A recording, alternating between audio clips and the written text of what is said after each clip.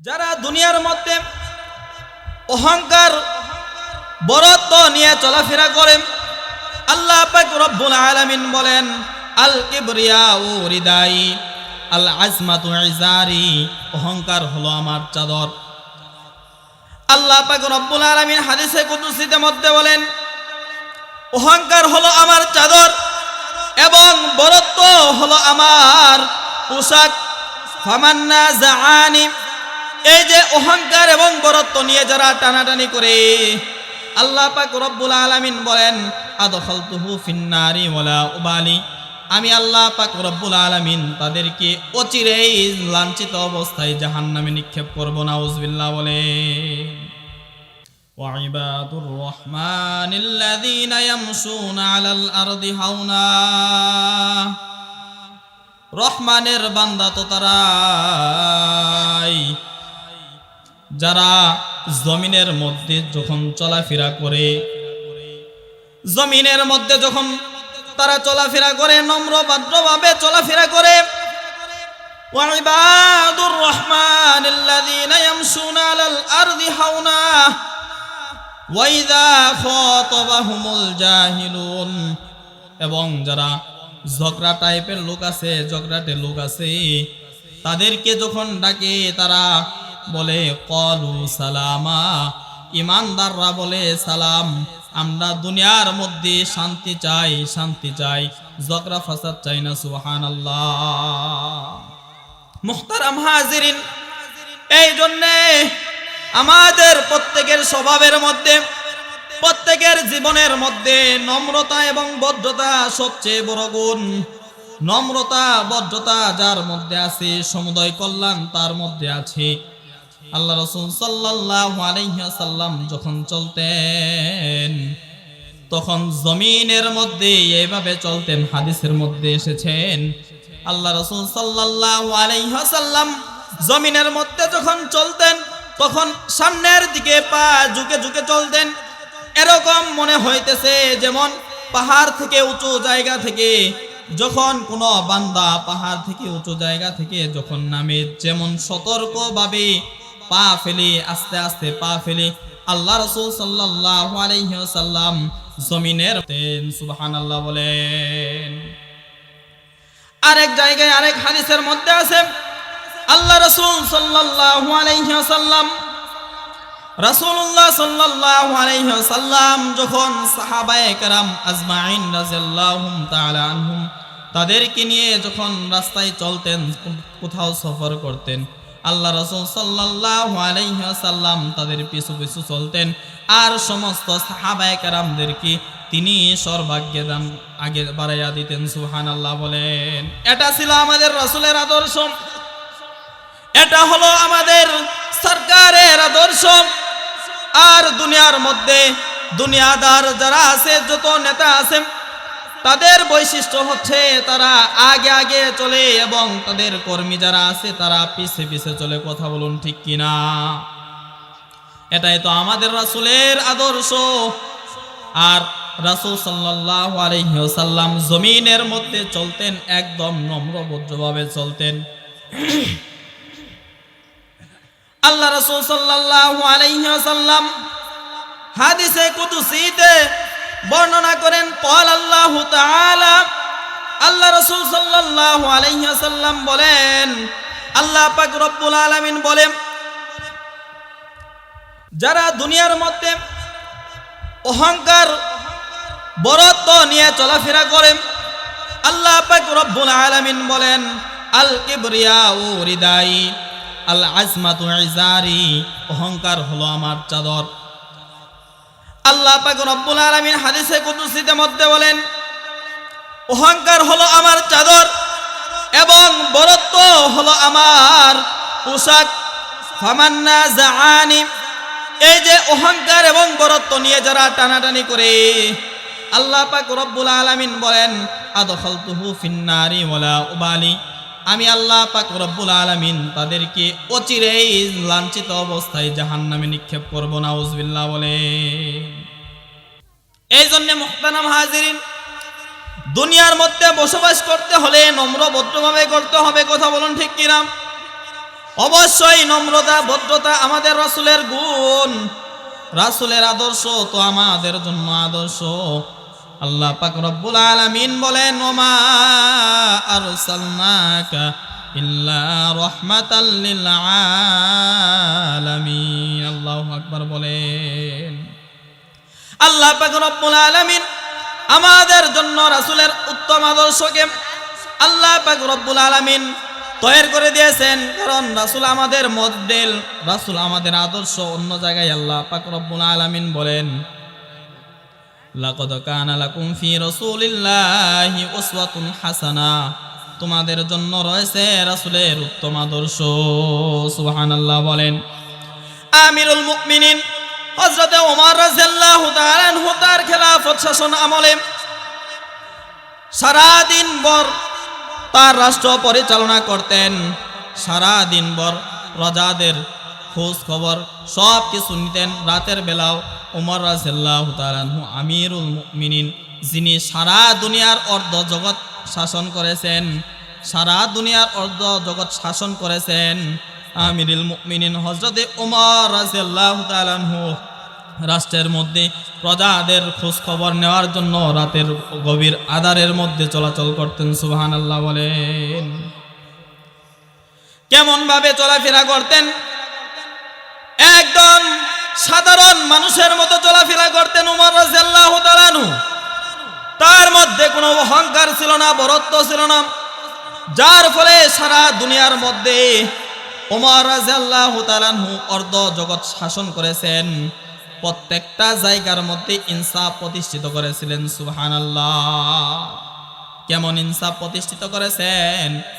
ওমর রাদিয়াল্লাহু তাআলা আনহুর খেলাফতকালে ওই যে এক মহিলার কথা আপনারা জানেন, মহিলার স্বামী যুদ্ধের ময়দানে গিয়ে শহীদ হওয়ার পর মহিলা তার ছোট ছোট বাচ্চাদেরকে সান্ত্বনা দেওয়ার জন্য পাত্রের মধ্যে আগুন চুলার মধ্যে পাত্র চড়িয়ে দিয়ে উঠাইয়া দিয়ে কি যেন লাড়াচাড়া করতেছেন আর বলতেছে, কিয়ামতের ময়দানে এই জালেম বাদশা উমরের নামে আমি আল্লাহর দরবারে কি করব?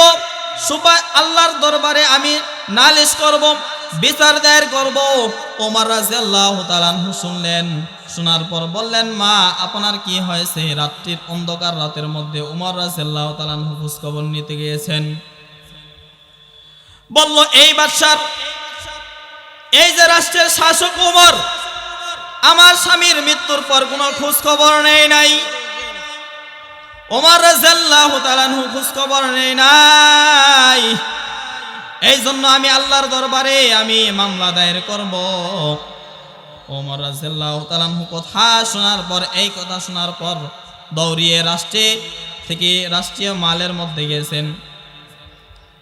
বাইতুল মাল থেকে এক বস্তা আটা ময়দা এরকম ভাবে নিজের কাঁধে করে ওমর রাদিয়াল্লাহু তাআলা আনহু নিয়ে এসেছেন এবং বলেন, মা আমি খামিনা তৈরি করে দিচ্ছি, আপনি রুটি বানান এবং এই বাচ্চাদেরকে খাওয়ান। এরপর বলল, আপনি কি? হযরত ওমর রাদিয়াল্লাহু তাআলা আনহু কত নম্র ভদ্র ছিলেন বলেন। দেখেন ওমর রাদিয়াল্লাহু তাআলা আনহু বললেন, আমি হলাম ওমর। সুবহানাল্লাহ বলেন। আমাদের নেতাদের অবস্থা কি? তাদের আশেপাশে যাওয়া যায়? কখনোই যাওয়া যায় না। এটা ছিল মুসলিম শাসক খলিফাতুল মুসলিমিন আমিরুল মুমিনিন হযরত ওমর রাদিয়াল্লাহু তাআলা আনহুর জামানা। আল্লাহ পাক রব্বুল আলামিন বলেন, এক শ্রেণীর মানুষ আছে, এক শ্রেণীর বান্দা আছে, তারা ইবাদত গুজার বান্দা, তবুও তাদের মনের মধ্যে অহংকার আসে না? নাই? আছে না? অবশ্যই আছে। অন্য জায়গায় আল্লাহ পাক রব্বুল আলামিন বলেন, যারা অহংকার করে আমার ইবাদত বন্দেগী করবে, আমি আল্লাহ পাক রব্বুল আলামিন তাদের ইবাদত বন্দেগীগুলোকে বরবাদ করে দিব। নাউজুবিল্লাহ বলেন। আল্লাহ সুবহানাহু ওয়া তাআলা তার কালামের মধ্যে বলেন, ইন্নাল্লাযীনা ইস্তাকবিরুনা আন ইবাদাতি সায়াদখুলুনা জাহান্নামা দাখিরিন। যারা অহংকার করে তার ইবাদত বন্দেগীর মধ্যে অহংকার করে, আমি আল্লাহ পাক রব্বুল আলামিন অচিরেই তাকে লাঞ্ছিত অবস্থায় জাহান্নামে নিক্ষেপ করব। নাউজুবিল্লাহ বলেন। তাহলে অহংকার করা যাবে? যার সন্তান আছে, সন্তানের অহংকার মানুষ আছে না নাই? যার ক্ষমতা আছে, এর ক্ষমতার অহংকারের অভাব নাই। এরকম লোক আমাদের দেশের মধ্যে অভাব নাই। যার সম্পদ আছে, সম্পদের অহংকার করে এমন মানুষের অভাব নাই। সন্তান বেশি, কুষ্টির অহংকার, নিজের তাকত শক্তির অহংকার, এত অহংকার অহংকার অহংকার করতে করতেই জিন্দেগির আমলগুলো সব কিছু বরবাদ করে দিবেন আল্লাহ সুবহানাহু ওয়া তাআলা। অহংকার করেছিল, আমরা যাকে চিনি ইবলিস শয়তান, চিনেন না?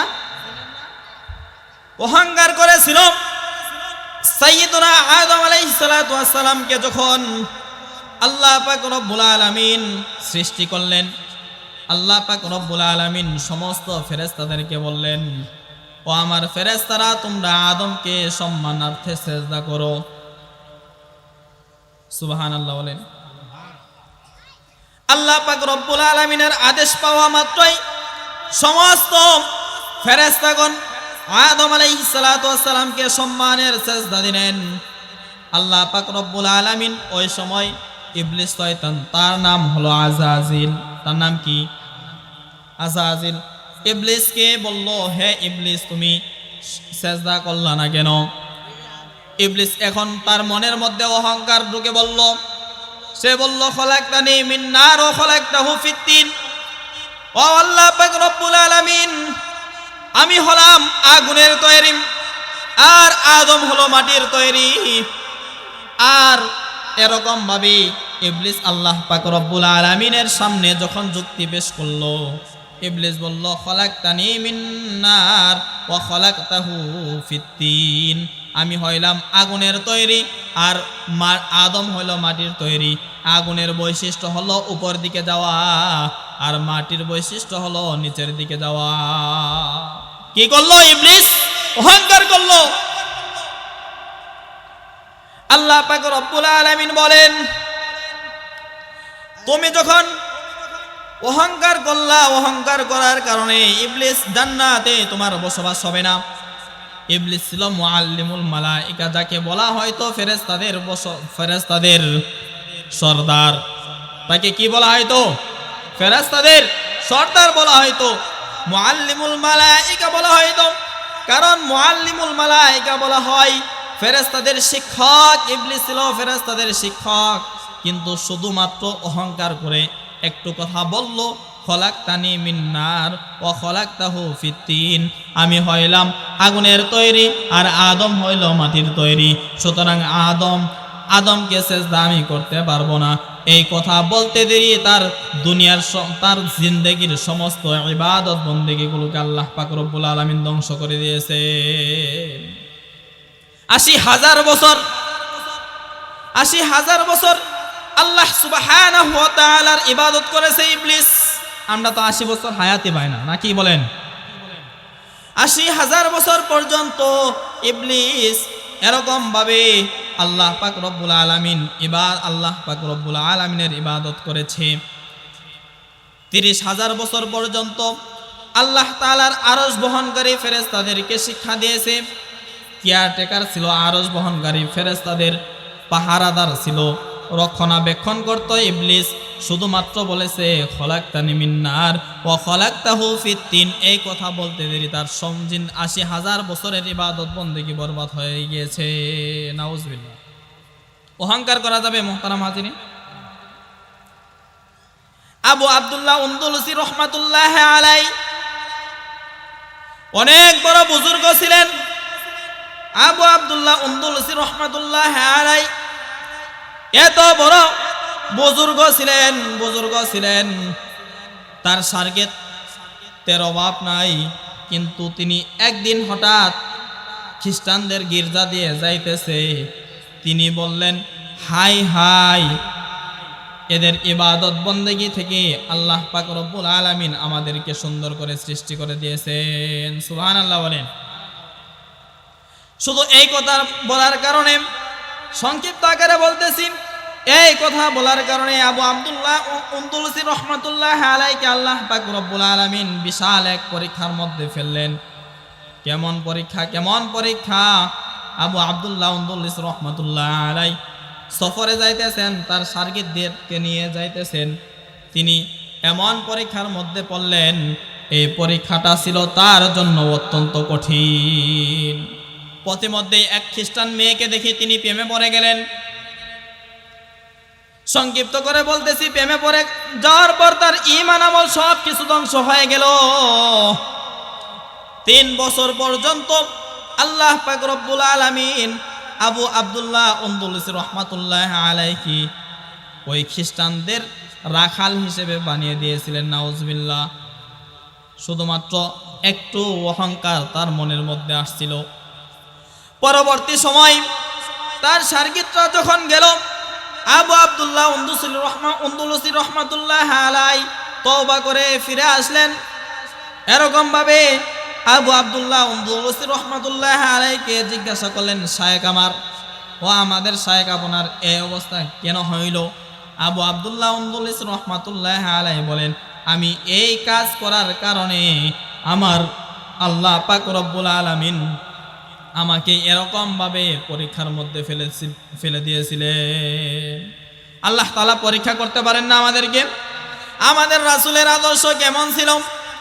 আল্লাহ পাক রব্বুল আলামিন বলেন, লাকাদ কানা লাকুম ফি রাসূলিল্লাহি উসওয়াতুন হাসানাহ, তোমাদের জন্য রয়েছে রাসূলের উত্তম আদর্শ। রাসূলের আদর্শ কেমন ছিল দেখেন, সংক্ষিপ্ত করে বলতেছি।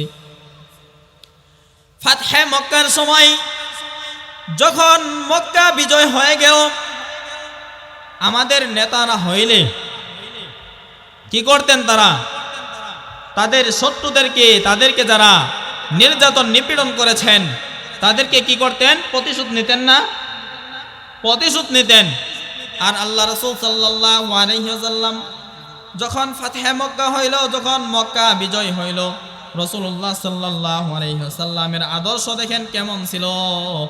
আল্লাহ রাসূল সাল্লাল্লাহু আলাইহি ওয়াসাল্লাম তাদেরকে বলে দিলেন, যারা আবু সুফিয়ানের ঘরের মধ্যে প্রবেশ করতে পারবে তাদেরকে ক্ষমার ঘোষণা, যারা বাইতুল হারামের মধ্যে, যারা হারাম শরীফের মধ্যে প্রবেশ করতে পারবে তাদের সাধারণ ক্ষমার ঘোষণা, যারা অমুক ঘরের মধ্যে প্রবেশ করতে পারবে তাদেরকে সাধারণ ক্ষমার ঘোষণা। এটা ছিল রাসূলের আদর্শ। শুধু তাই নয়, রাসূলকে ওই যে বৃদ্ধা মহিলার কথা শুনেছেন, আপনারা শুনেছেন না? রাসূলের পথে মধ্যে কাঁটা দিয়ে রাখতো। রাসূল সাল্লাল্লাহু আলাইহি ওয়াসাল্লাম যখন গেলেন, রাসূল সাল্লাল্লাহু আলাইহি ওয়াসাল্লামকে বললেন, যুবক, তুমি কে? মুহাম্মদের শত্রুরা আমার উপর আক্রমণ করবে, আমাকে মেরে ফেলবে, সন্ত্রাসী বলছেন। রাসূল সাল্লাল্লাহু আলাইহি ওয়াসাল্লামকে সন্ত্রাসী বলছেন। নাউজুবিল্লাহ বলেন। মুহতারাম হাজিরিন, রাসূলুল্লাহ সাল্লাল্লাহু আলাইহি ওয়াসাল্লাম কে বলতেছে, যুবক তুমি কে? আমি তো বৃদ্ধা মহিলা, আমি তো আমার আসবাবপত্রগুলো নিয়ে যাইতে পারতেছি না, তুমি একটু নিয়ে আমাকে সাহায্য করো না, আমাকে তাড়াতাড়ি মদিনার বাহিরে যাইতে হবে। রাসূল সাল্লাল্লাহু মক্কার বাহিরে যাইতে হবে। রাসূল সাল্লাল্লাহু আলাইহি ওয়াসাল্লাম বললেন, কেন যাইবা? আল্লাহ পাক রব্বুল আলামিনের হাবিব যখন বলল কেন যাইবা, ওই বৃদ্ধা মহিলা বলল, মুহাম্মদের শত্রু, মুহাম্মদের বাহিনী আমার উপর আক্রমণ করবে, আমাকে মেরে ফেলবে, আমার জীবন শেষ করে দিবে, এই জন্যই যাইতেছি। রাসূল সাল্লাল্লাহু আলাইহি ওয়াসাল্লামের আদর্শ কেমন? রাসূল সাল্লাল্লাহু আলাইহি ওয়াসাল্লাম নিজের হাতে ওই মহিলার গন্তব্যস্থল পর্যন্ত তার ব্যাগগুলো পৌঁছে দিলেন। সুবহানাল্লাহ বলেন। এরপর বললেন, হে মহিলা, হে মা, তুমি যার জন্য মক্কা ছেড়ে পলায়ন করতেছো, আমি হইলাম মুহাম্মদ। সুবহানাল্লাহ বলবেন না? ওই সময় মহিলা বলল, হাই হাই, এত সুন্দর চরিত্রের অধিকারী মুহাম্মদ কখনো সন্ত্রাসী হইতে পারে না। সুবহানাল্লাহ বলেন। এত সুন্দর চরিত্রের অধিকারী মানুষ কখনো সন্ত্রাসী হইতে পারে না। আমাকে মক্কার কাফেররা আমার কানের মধ্যে মুহাম্মদ সম্পর্কে নেগেটিভ ধারণা দিয়েছিল, যার ফলে আমার মনের মধ্যে এরকম ধারণা ছিল যে মুহাম্মদ সন্ত্রাসী। ও মুহাম্মদ, তুমি যে কালেমার দাওয়াত দাও তাড়াতাড়ি আমাকে পড়ায়া দাও লা ইলাহা ইল্লাল্লাহু মুহাম্মাদুর রাসূলুল্লাহ সাল্লাল্লাহু আলাইহি ওয়াসাল্লাম। এটাই তো ছিল আমাদের রাসূলের আদর্শ। মুহতারাম হাজিরিন, আল্লাহ পাক রব্বুল আলামিন আমাদেরকে অহংকার মুক্ত, হিংসা মুক্ত জীবন যাপন করার তৌফিক দান করুক। সকলে বলে আমিন। ওয়া আখির দাওয়ানা আলহামদুলিল্লাহি রাব্বিল আলামিন।